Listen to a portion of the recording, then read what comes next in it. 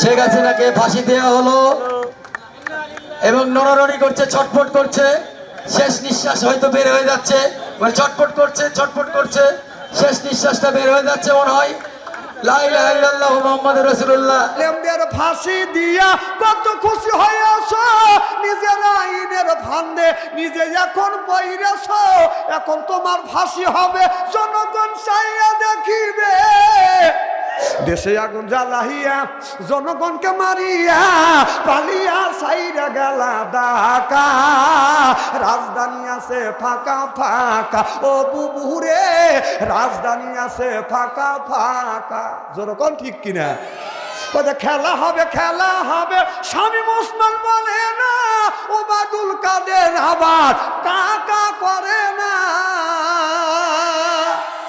খেলা হবে, খেলা হবে, স্বামী মুসলমান বলে না, ও বাদুল কাদের এখন কাকা করে না।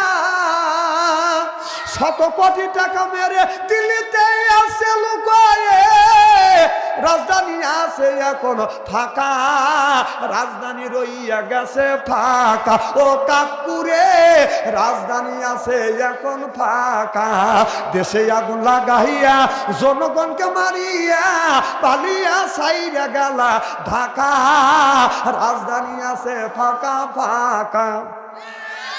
ওই আলেমদের ফাঁসি দিয়া কত খুশি হইয়াছ, নিজের আইনের ফান্দে নিজে এখন পইরেছ। ওই আলেমদের ফাঁসি দিয়া কত খুশি হইয়াছ, নিজের আইনের ফান্দে নিজে এখন পইরেছ, এখন তোমার ফাঁসি হবে, জনগণ চাইয়া দেখিবে। এখন তোমার ফাঁসি হবে, জনগণ চাইয়া দেখিবে।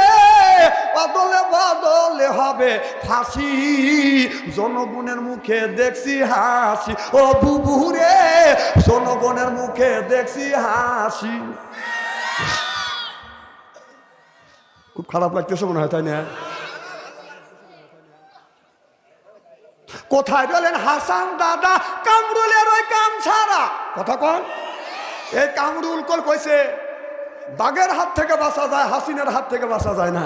সেই কামরুল হান এলো রাতে কথা বলছে না, লাঠি ছাড়া হাঁটতে আর কথা কবে না, পারি না রে। কে তুমি বলছিলে বাঘের হাত থেকে বাঁচা যায়, হাসিনের হাত থেকে বাঁচা যায় না, এখন কোথায়? আর হাসান চেটাং চেটাং কথা কইছে। কোথায় রইলেন হাসান দাদা কামরুলের ওই কাম ছাড়া? পলকের ঝলক গেল মমতাজের বুক ফাটা, ও মমতা সংসদে যায় না, তার বুক তো ফাটে না। ধর্মের বাবা খাইছে ধরা, রাজধানী আছে ফাঁকা ফাঁকা, ও কাকুরে রাজধানী আছে ফাঁকা ফাঁকা। চিল্লা বলুন ঠিক কিনা? নারাই তাকবীর, আল কোরআনের আলো, আল হাদিসের আলো, নারায় তাকবীর।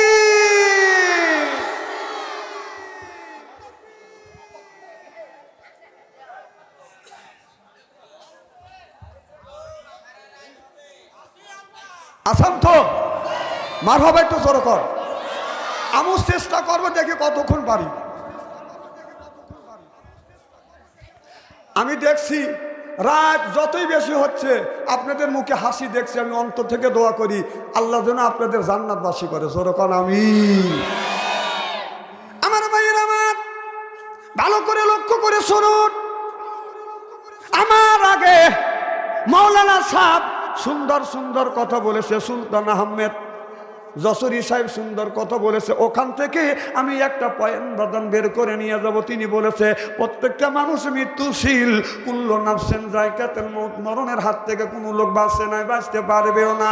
আদম থেকে শুরু করিয়া এ পর্যন্ত একজন মানুষ আপনার মরণের হাত থেকে বাঁচতে পারে নাই। যখন ঠিক কিনা? বাঁচতে পারবে।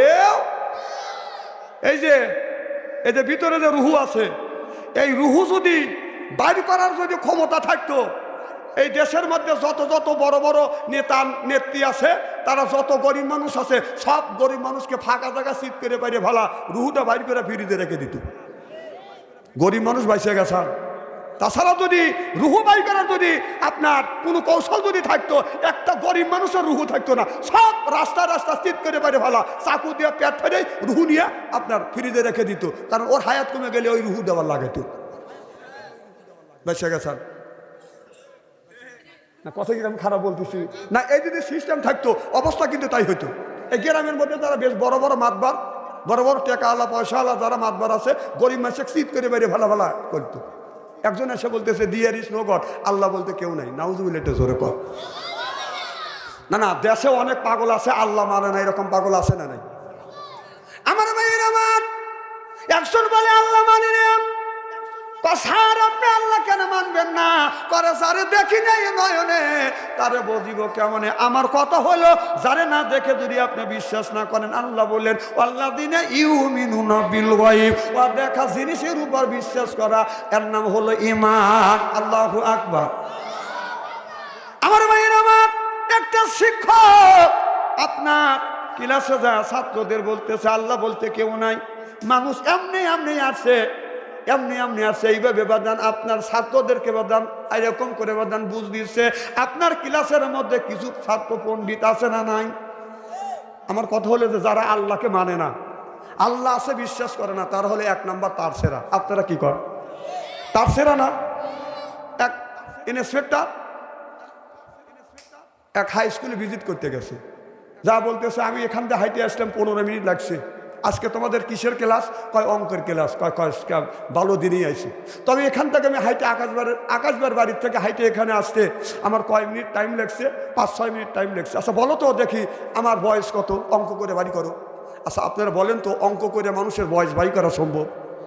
কথা কয় না রে। না না, আপনারা পারবেন মনে হয়, অঙ্ক করে কোনো মানুষের বয়স বাড়ি করতে পারবেন? কারণ সব ছাত্ররা কলম থুয়ে খাতা থুয়ে বসে আছে, যে জীবনে তার সেরা মানুষ দেখছে, এরকম তার সেরা মানুষ দেখিনি। মানুষের বয়স কি আপনার অঙ্ক করে বাই করা যায়? তো একটা ছাত্র আবার পণ্ডিত নামে কিছু ছাত্র আছে, ক্লাসের মধ্যে পণ্ডিত থাকে না, সেই ছেলেটার এরকম ফাঁকাফাঁকি করতেছে। তখন ইন্সপেক্টর বলতেছে এই তুই কি করিস? সব কলম তুলিয়া কলম ছেড়ে দিয়ে খাতা থুয়ে বসে আছে। কয় স্যার আমি আপনার বয়স বাড়ি করতেছি। কয় থ্যাংক ইউ, বাড়ি করেন। কিছুক্ষণ পরে বলতেছে হয়েছে? কাহে বল আমার বয়স কত? আপনার বয়স 60। আসলে ওর বয়স 60। পয়েন্টে পয়েন্টে পড়ে গেছে। কয় আমার বয়স 60, তুমি সূত্র পাইলে কিভাবে? সূত্র ছাড়া কি অঙ্ক করা যায়? কাছার সূত্র আছে। কয় কেমন সূত্র? কয় আমার এক ভাই আছে আধা পাগল, তার বয়স 30 বছর, আপনি হলো ফুল পাগল, আপনার বয়স 60 বছর। না আধা পাগলের বয়স যদি 30 বছর হয়, তাহলে ফুল পাগলের বয়স 60 বছর না? না না, যারা বলে ডিয়ার ইজ নো গড, আল্লাহ বলে না, আল্লাহকে মানি না, আল্লাহকে বিশ্বাস করে না, আমার মনে হয় ওরা এক নাম্বার তার সেরা। কথা কর না কে? তো ক্লাসের মধ্যে এইরকম করে বলতেছে এ বল, যারে দেখি নাই নয়নে তারে বুঝিব কেমনে? আল্লাহ নাই, ডিয়ার ইজ নো গড। তো ছাত্র বলতেছে স্যার আল্লাহ আছে। তা আল্লাহ যদি থাকে আল্লাহ দেখাও। তো বললে স্যার আল্লাহকে দেখান যায় না। তখন বলতেছে স্যার আপনি মরান আছেন না? পণ্ডিত ছেলে আছে না? তো বলতেছে স্যার আপনি মরান আছেন না। হাই, আমি যদি জিন্দা না থাকি তাহলে কথা বলি কিভাবে? তোদের পড়াশোনা করে কিভাবে? কয় মানুষ জিন্দা কিসে থাকে? কয় ভিতরে রুহু আছে, আত্মা আছে, দেখে আমি জিন্দা। কয় ভিতরে যদি রুহু আর আত্মা যদি থাকে, তাহলে আপনার আত্মাটা বের করেন, টেবিলের উপর রাখেন, আমু দেখি আপনি দেখেন। তখন স্যার ধমক দেয়, বেটা আত্মা দেখান যায়। তখন ছাত্র বলতেছে স্যার আপনার 3.5 হাত বডির মধ্যে থেকে যদি আত্মা বাই করে রুহু বাই করে যদি দেখাতে না পারেন, তাহলে বিশাল আসমানের মালিক আর জমিনের মালিক সেই স্রষ্টাকে আপনি কোন বিবেকে দেখতে চান? জনগণ সুবহানাল্লাহ। তো বাজান আল্লাহ আছে বিশ্বাস করা লাগবে। আল্লাযিনা ইউমিনুনা বিল গায়ব, আল্লাহ দেখিনে বিশ্বাস করেছি, রসুল দেখিনে বিশ্বাস করেছি, কবর গণাজাত দেখিনে বিশ্বাস করেছি। অদেখা জিনিসের উপর বিশ্বাস স্থাপন করা, এরই নামটাই হলো ঈমান। সিল্লাকান আল্লাহু আকবার।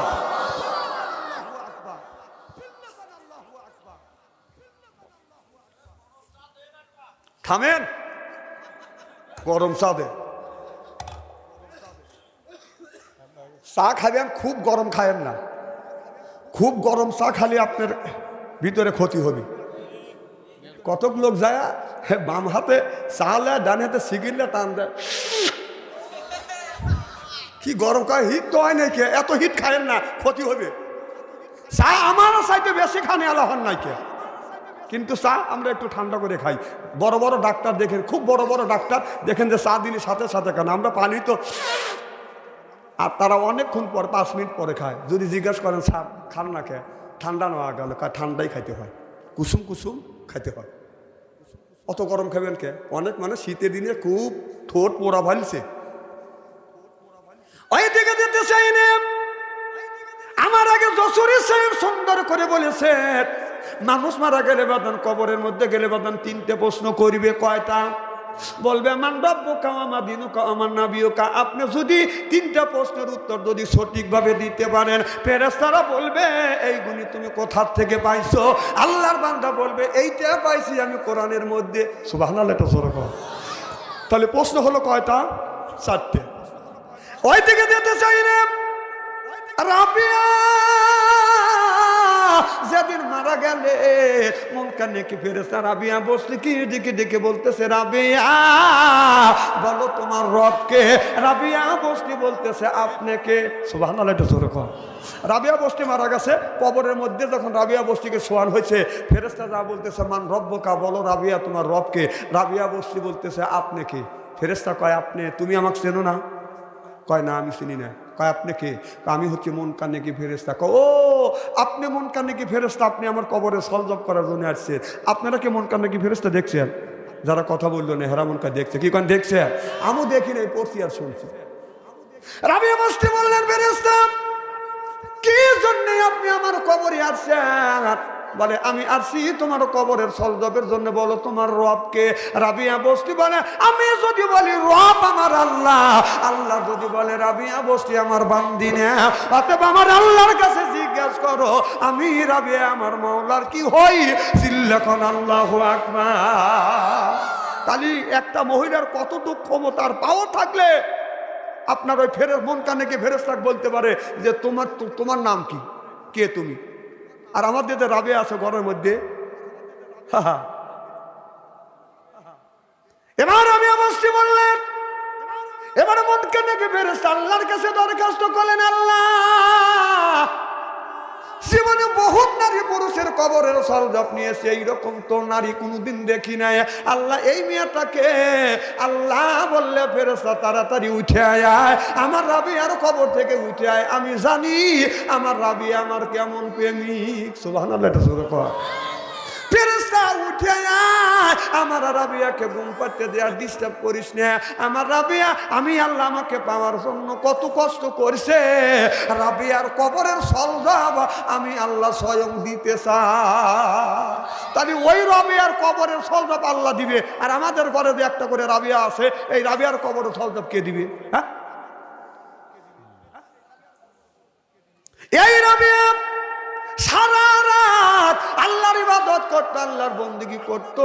আল্লাহর ইবাদত বন্দেগী করতে করতে চোখে যখন তন্দা আসতো, জুমিয়া জুমিয়া পড়তো, ইবাদতে ডিস্টার্ব হইতো বিদায় রাবিয়া বসতি একটা রশিয়া নিয়ে ঘরের আপনার চুলের সাথে বান্ধিয়ে ঘরের আড়ার সাথে দন্নার সাথে বেঁধে রাখতো।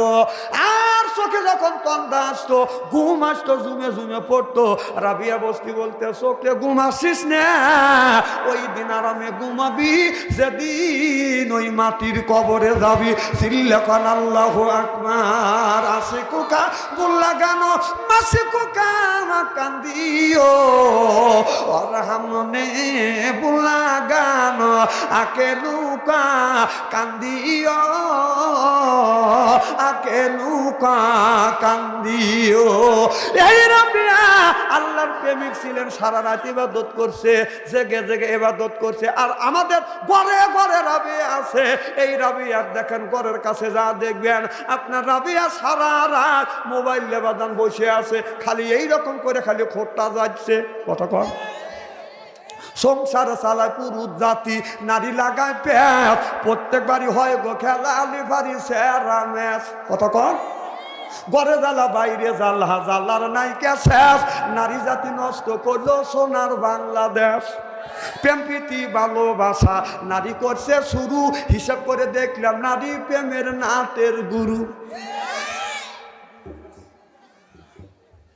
বসুন ভাই, ঘুরে এসে বসুন, কিছু বলবেন?